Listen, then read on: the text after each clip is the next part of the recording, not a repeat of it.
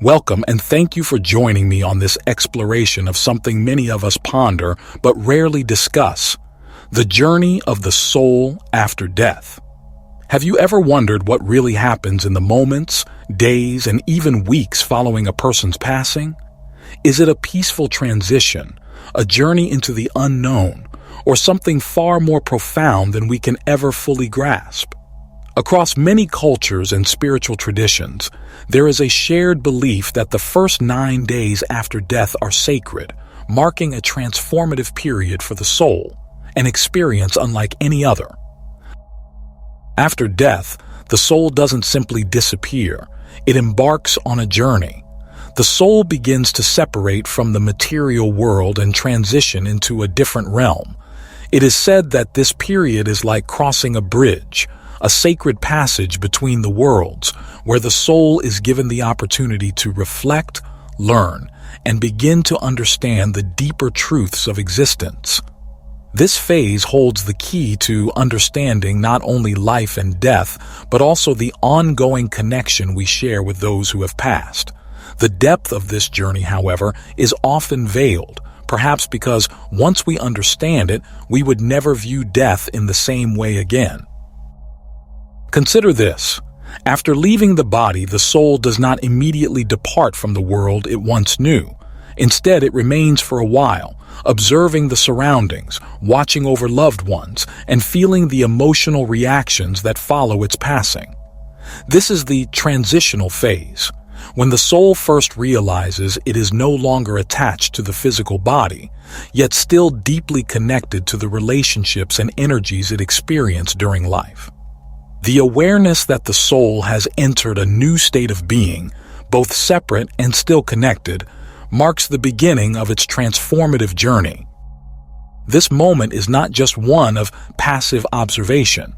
Spiritual teachings from ancient Tibetan beliefs to modern near-death experiences suggest that the soul begins to review its life during this time, not as a judgment, but as an opportunity to see its journey from a higher perspective. It is a time when the soul relives significant moments, those filled with love, joy, growth, and even regret. This process is not merely about watching from the sidelines, but about immersing itself in the full experience of those moments, understanding the deeper impact of every thought, word, and action. But the soul's reflection doesn't only focus on itself. The feelings of those left behind also play a crucial role in the soul's journey. If loved ones remain deeply in grief or unable to let go of their emotional ties, it can create an emotional pull that delays the soul's peaceful transition.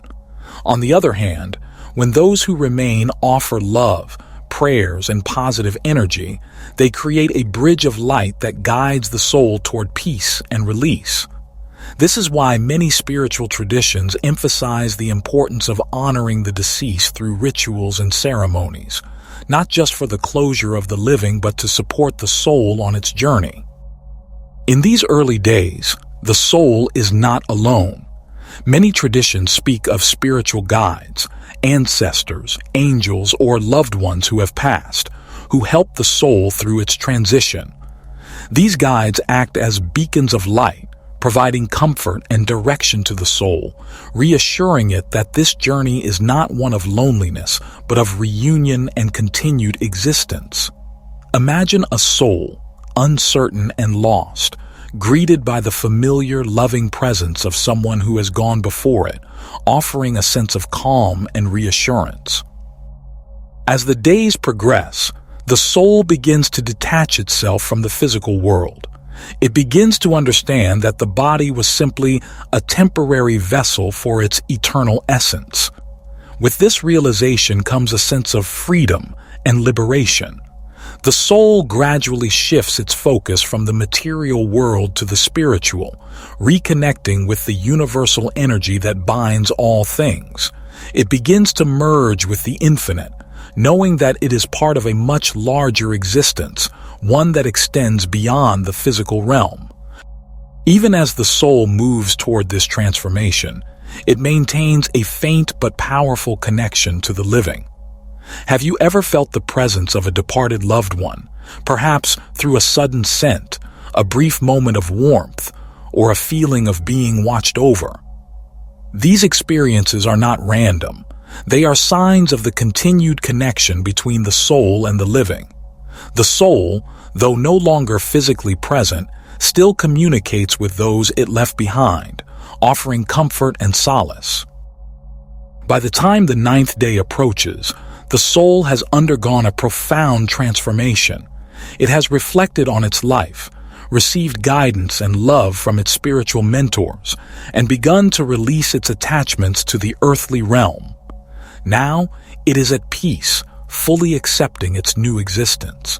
This is not an end, but a transformation, a return to the eternal flow of life, where death is simply a transition to the next stage of the soul's journey. This sacred period serves as a reminder to the living. It calls us to recognize the impermanence of life and to cherish each moment.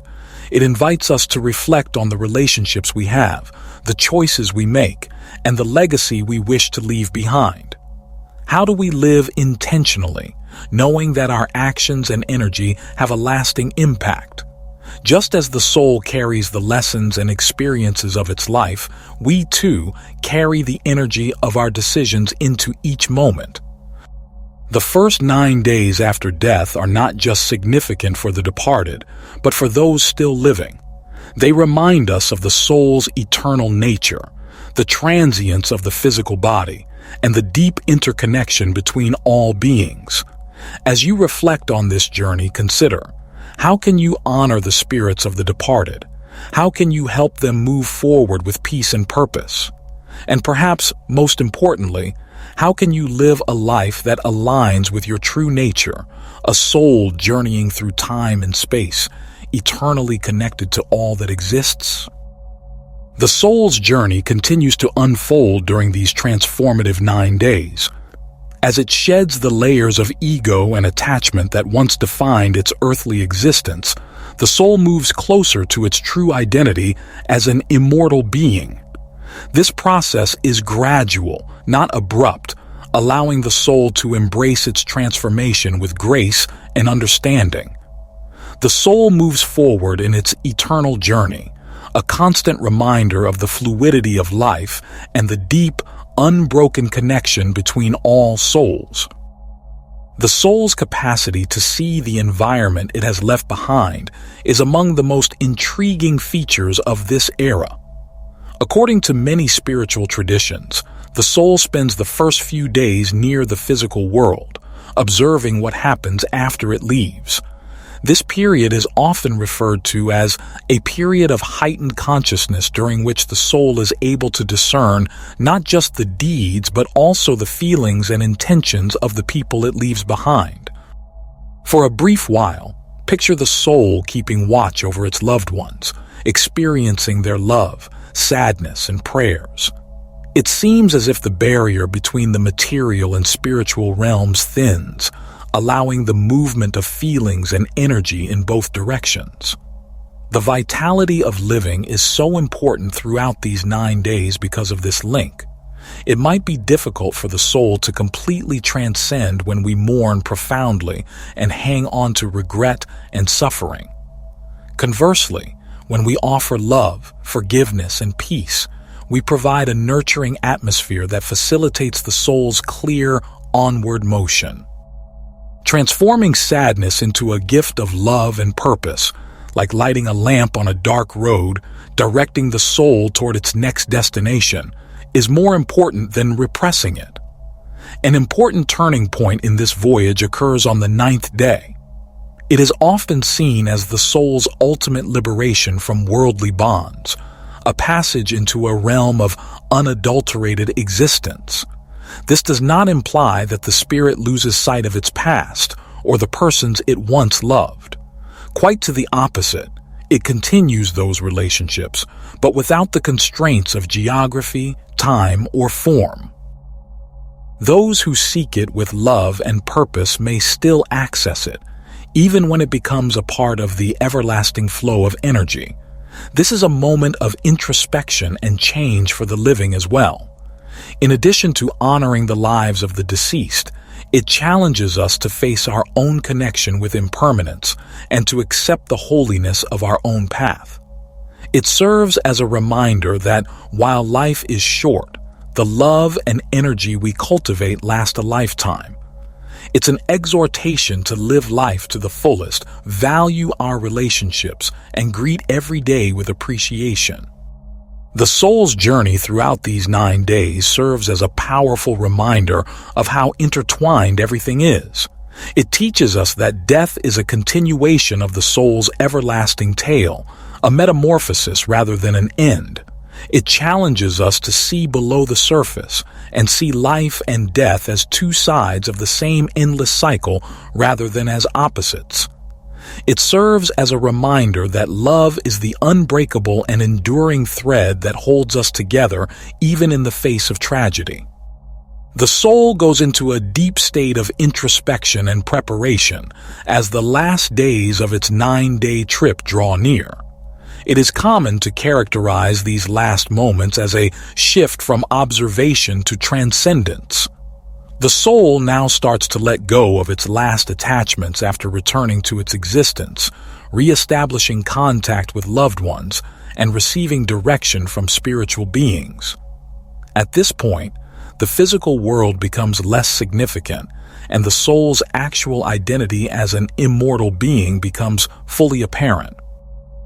For a minute, picture the soul at the intersection of two universes. The familiarity of its worldly existence, the people it loved, the lessons it acquired, and the events that molded it, lies on one side. The unknown, a limitless realm of potential and life beyond form, is on the other side. As the soul realizes that the bonds it had held to were never really gone but rather changed into something everlasting, this is a time of surrender rather than dread. Love, connection, and purpose are energy that transcends time and location. However, how does the soul perceive this detachment? Many spiritual traditions compare it to a snake losing its skin, in that it is a shedding of layers. These layers, ego, identity, and the illusions of separation, are the physical world's creations. The soul starts to connect with the universal energy that binds everything more intimately as these layers come off. The goal of this process is to embrace the infinite while preserving the essence of identity, not to lose oneself in the process. The soul feels a deep feeling of clarity in this stage. It views its terrestrial existence as a well-planned path of development and evolution rather than as a collection of chance occurrences. Every decision, every connection, and every moment are interrelated as the soul is aware.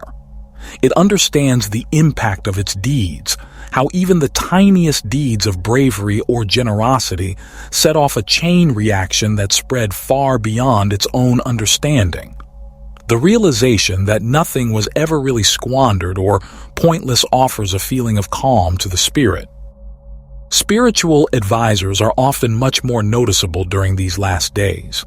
Whether they be higher beings, ancestors, or loved ones, these mentors act as companions, assisting the soul in completing this last phase of change. As the soul ventures into the unknown, they reassure it by reminding it that it is not alone. These guides are seen in some cultures as gatekeepers who greet the soul and lead it to its next destination, at the entrance to the next dimension. The connection between the soul and the living is also strongest at this period. During this time, many individuals describe experiencing a strong sense of connection to a recently departed loved one. They may sense an overpowering presence that provides solace and closure, have vivid dreams, or get signs. These encounters are not coincidental. Rather, they are the soul's method of extending love and comfort as it gets ready to pass on. These times may be very restorative for bereaved individuals, serving as a reminder that their bond with the deceased remains intact. Rituals and customs around this time are very important in cultures all throughout the globe. These rituals are thought to provide direction and assistance to the soul as well. Thus, they are not just for the living.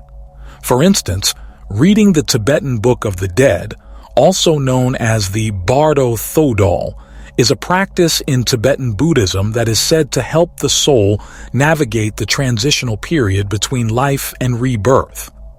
As the soul travels this holy path, the prayers and recitations serve as a roadmap, providing guidance and support. Likewise, in Hinduism, ceremonies such as Shraddha are carried out to pay respect to the deceased and give them the strength to go on with their journey. Offerings, prayers, and charitable deeds are often a part of these rites, which represent the living's desire to aid the soul's journey. Prayers for the deceased are prevalent in Christianity because it is thought that they might help the soul find peace and rest. The message is universal. Love and purpose have the capacity to transcend cultural boundaries and provide the soul consolation and clarity as it progresses. The soul reaches a point of climax as the 9th day approaches. At this time, it completely separates from the terrestrial plane and enters its next stage of life, which is known as the ultimate release. According to certain faiths, this entails achieving a state of repose or assimilating into the mind of God. For some, it represents the process of getting ready for rebirth or reincarnation. Whatever the particular belief system, transformation, a shift from the known to the unknown, from the limited to the infinite, is a constant theme. For those of us who are still alive, however, what does this mean? The soul's journey during these 9 days is a mirror reflecting deep truths about life itself, not merely a tale about the deceased. It serves as a reminder that every second counts, that every interaction we have makes an impression, and that the energy we retain has the capacity to influence the world in ways we may never really comprehend. The soul's journey throughout these 9 days might provide consolation and healing to people who are mourning. It serves as a reminder that our loved ones are only in a different state of being and are not really gone. The bonds and affection we have for them endure beyond the realms of life and death. By respecting their path, we discover a means to respect ours as well, accepting the holiness of life and the enigma of the hereafter. Therefore, let us consider what this voyage tells us about how to live as we consider what happens to the soul in the first 9 days following death. Let's consider this. How can we leave a loving and compassionate legacy that endures beyond our lifetime? How may we offer love and intention to the departed, encouraging them to continue their journey? And how can we accept life's transience with thankfulness and awe for all of its potential rather than fear? The soul achieves a deep level of tranquility and release as it makes its way through the first 9 days after death. The once tight ties of earthly life have been changed into something eternal, connections that elevate and illuminate rather than bind. This change signifies a fresh beginning, a continuance of the soul's timeless narrative rather than an end. Your journey is one of metamorphosis, much as the soul's. Allow this realization to provide you with serenity, meaning, and a stronger connection with the boundless reality of life.